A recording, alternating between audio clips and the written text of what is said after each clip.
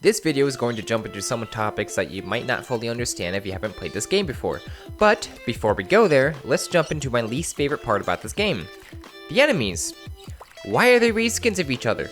Why do you make an enemy, change its color scheme, then act like it's a brand new enemy for a new area? That's horribly lazy, and it upsets me. As you progress to new worlds, you see more and more reskinned enemies instead of unique ones. It gets to the point in World 6 where I don't think there is a single unique enemy. Look at this. I'm going to show you the enemies in this world, and I'm going to put down pictures of what they are a reskin of. We have a reskinned snake, literally one of the same crabs from World 1, a toucan with different colors and for some reason renamed to parrot. Parrots apparently look like this now. We have a reskinned goo, as they call it, that's renamed to jellyfish slime, and a reskinned horse. Lovely. They do a lot better with bosses, but even those can be reskinned if they feel like it. Hi. World 0 is a Roblox RPG that used the new character model at the time, Arthro. They made this game look really nice and it gives you high hopes in coming into it. Then you realize it's just a generic RPG, where you are stuck fighting several species of slimes, boars, crabs, birds, etc. and completing quests revolving around them that get more and more repetitive. The classes are fun to play, but outside of that, this game hurts me. I'm making this video because I believe this game has a potential to be a very well-made game that deserves to be at the top. This game came out in 2019. Yet they've never bothered to change the fear text from has_fear. This is the start of a lazy design that tries to hide behind a pretty looking game with seemingly fun game mechanics. I started playing again this month, but I usually end up quitting this game either when it runs out of content, since the repetitive gameplay isn't enjoyable, or there is a major bug. Last time I quit, there was a major bug. They decided to fix enemies by adjusting their cooldown so they attack faster, which is supposed to make the game a little harder. They made the tower bosses and some world bosses straight up near impossible. Well, maybe not impossible, but they take so long. I don't think they even tested it. This was 5 months ago, so I don't really have footage of it. However, you can see where they made this update change. Basically, the cooldowns were crazy. For an example, there's this boss, Zeus. Hello, Zeus. He likes to fly up and do some attacks, and while he's flying up and being all big and scary or whatever, you can't hurt him. The problem with this was when they changed the cooldowns, he would be on the ground, where you could hit him for like maybe 2 seconds if you were lucky, and then he would fly back up. But otherwise, it's like half a second. It's horrible. It's horrible. And it took them 2 weeks. 2 weeks to fix this, as you can see right here. A major bug that completely ruined grinding for players. 2 weeks. That's way too long to fix a bug, and it makes my respect for any developer who is this slow drop immensely. I hope nobody tries to make the argument of, oh well, at least they fixed it. That's way too slow. This just makes them look like they have zero passion and are, well, lazy. But let's jump around a little bit. There's more, of course. That was a bug. It's fixed now. Can't really use that as an excuse of why the game's bad at the second. So let's talk about the second. World 5 dungeon is horrible. No dungeon comes close to the annoyance that this one has. Big purple circles everywhere. It's a bullet hell if bullet hells had circular purple puddles of death that disabled your abilities and slowed you down. If that wasn't enough of an annoyance to dodge, you have to go through several cycles of this giant tree. You do a little damage, then immediately have to kill the minions while dodging more circles, destroying the crystal before it blows up and wipes out your entire party. Then attack the boss while dodging more circles. You can beat this boss in 2 to 3 cycles if you use abilities right and have good classes that deal heavy damage to single targets, but otherwise you're going to be here for a while. The past 2 weekly quests have required us to play this dungeon a lot of times. I'm so sick of it. No other dungeon comes even close to this one's annoyance. Continuing my hatred for certain level designs, here we have the tower in World 6. It really isn't that bad. In fact, it's pretty easy and shouldn't really give you many problems. I'm willing to say it's fun and enjoyable. Some bosses have a little challenge, but it's nothing horrible until the final boss, Kraken. Oh, sorry. You don't fight the Kraken. You fight his arms. His arms have a lot of health, and only come down to be hit when they feel like it. Otherwise, you have to dodge their attacks and wait patiently. Once you do finally take out his arms after a long time, he spawns more arms. They're elite now. If you don't know what elite is, it takes an enemy, turns its health purple, and increases their health by a substantial amount. So yes, you have to fight their arms, but now with a lot more health. But wait, that's not all, of course. Introducing falling platforms and tsunamis. You know how to deal with the platforms randomly falling and dropping you into the ocean, which does damage since we all know Roblox characters can almost never swim in games for some reason.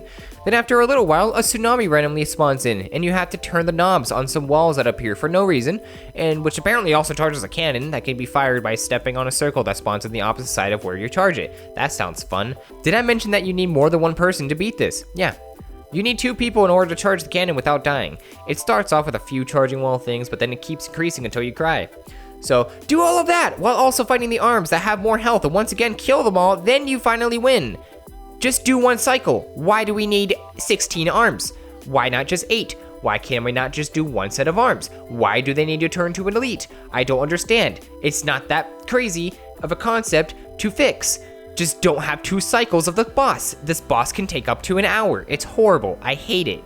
The World 5 dungeon I complained about actually seems fun compared to this tower boss. I don't know how it managed to be the most obnoxious boss in the entire world, but it did it. I don't think that's an accomplishment. It takes way too long and is never worth playing more than once just for the experience. Towers are one of the best ways to grind XP and gear, so it's really annoying to have such a horrible boss at the end. While we're on the topic of XP, and grinding, let's look at the other good way. The only other good way to grind XP and gear. World bosses. These are the 2 most annoying bosses for any players who don't use ranged attacks. Also in World 6. Wow! That's 2/3 of the classes that are going to be heavily annoyed as you keep playing in this world. We have a shark with legs. Ew. It spawns a deadly whirlpool. We also have a scorpion. He spawns 2 less deadly, but more annoying whirlpools. Not only do you have 0 control over where you go while in the whirlpool, besides maybe staying still by swinging, you will stay flung up in the air, unable to really attack the boss until it finally fades away, just for the boss to use the ability again. Elites are gross. I hate elites. They serve 0 purpose. They are only there to make you take longer in a dungeon or tower. They really aren't harder. They're just a nuisance. The fact that they exist in the game just tells me that the devs don't care about actual difficulty. World 5 dungeon was dragged out.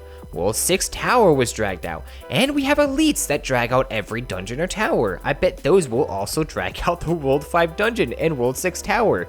They do. This shows laziness. Why are you so unwilling to make unique enemies with fun level design and actual difficulty instead of enemies whose only purpose in life is to stall time? Speaking of elites again, in a tower you can get bonuses and challenges. There is a no elite bonus. Did you know that no elites is a complete scam for a bonus in towers?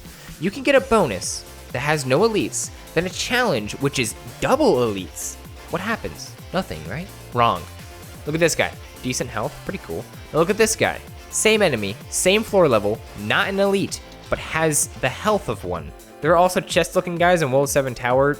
They are always elite, or if they're not, they don't change by much. The no elite bonus just changes their health bar from purple back to the original red. That's what it feels like to me. They have the health of elites. It's a scam. I've been scammed. The elites are taunting me. I hate them. Why is this a thing? There are apparently class tiers in this game. I don't know why. There isn't a point to them. It's not like a tier 5 is better than a tier 2, because a tier 2 class can actually rival a tier 4 or 5. So I don't really understand why there are tiers. Now, I'm not trying to say that I think a tier 5 should be way better than a tier 2. No, I think it's a good idea to have every class to be balanced and any class can be good. I guess besides the tier 1, since they don't even have an ultimate. I just don't understand why there are tiers. And while we're on the subject of classes, I hate this change. Classes used to only let you choose one class in each tier, right? This was actually really nice. It gave the other character slots you were allowed to have a use in the game. There are 3 classes in each tier and 3 character slots you can have, so it's perfect. No, gone. There isn't much of a point in having multiple accounts unless you are extremely bored and want to play through the game again. You probably won't. I don't know why you would.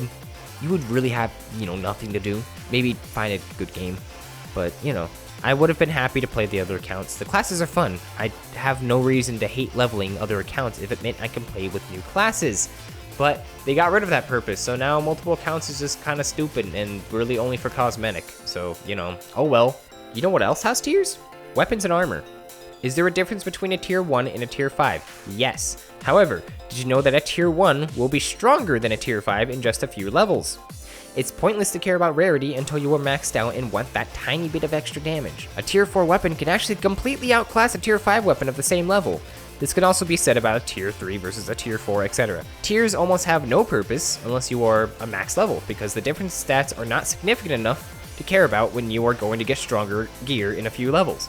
Tier 5 allows you to have 3 perks, which can be a good weapon or armor piece, but usually it won't matter. Even a Tier 5 legendary armor with really good perks and max upgrade will probably be replaced in like 10 levels. However, I will give them some credit. It used to be a lot worse. So at the very least, there is a slight improvement now. I really wish they would make tiers actually have a big impact on stats, or in the case of classes, actually make them better if they're going to exist.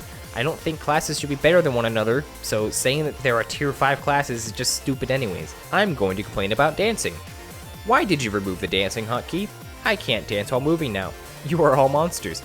What if I wanted to break dance while sprinting down the dungeon? You know, maybe that was, you know, slight entertainment for me. Maybe I really enjoyed that. Why'd you get rid of it? Why? Why is it gone? Why? That wasn't really something I completely hate, and neither will this last one, but why is there a quest to do every dungeon besides World 6 dungeon?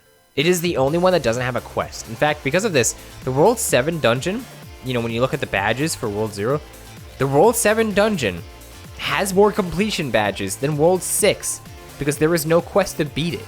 Yeah, that's right. There are players who don't even bother beating the World 6 dungeon because they don't have to. That's how sad it is, but that's all I have to complain about. It's not a horrible game, but there are some issues that would be real nice if they were changed. Maybe they will be fixed. Maybe they won't. Who knows? Time will tell. I might make more videos on this game if you want me to. If you do want me to, maybe, you know, leave a comment or just leave a like, and I'll get the idea, right? So if you watched it to the end, thank you. And bye.